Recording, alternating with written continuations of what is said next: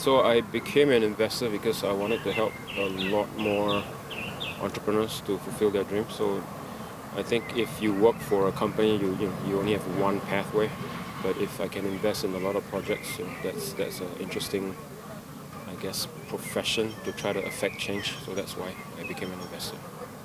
So to be a good investor, I would say there's a few attributes. One is the ability to read people, kind of a bit of experience, a bit of knowledge about psychology, who is real, who is bluffing, who is pretending, that kind of thing.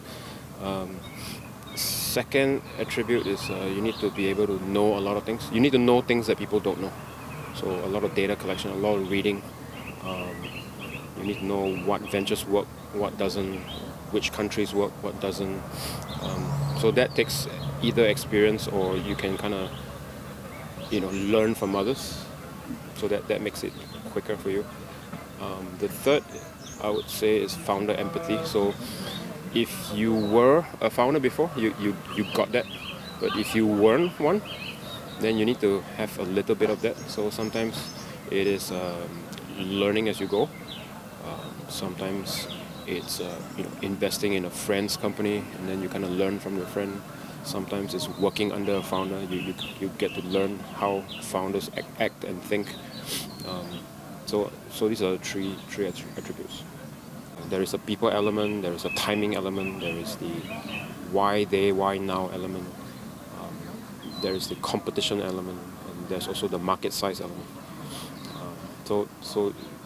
And every investor, as I've been interacting with investors here, you also need to know what kind of return risk reward profile you want to take, and then judge companies based on that as well. So you can invest in a chain of restaurants if you want, or you can invest in a biotech company. So you need to know what you want, and you can also diversify yourself in that way, but you need to know what you want to do.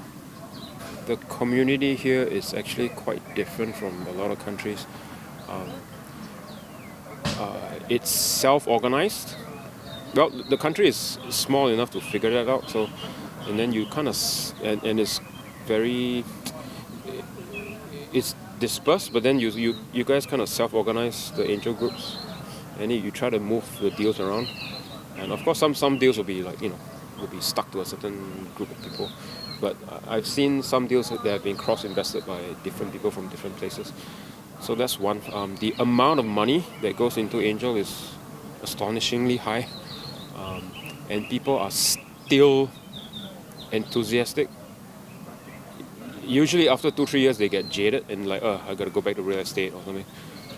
But I've not seen this because I came here in 2015 and then 2016. It has not changed very much. In fact, it has probably gone up.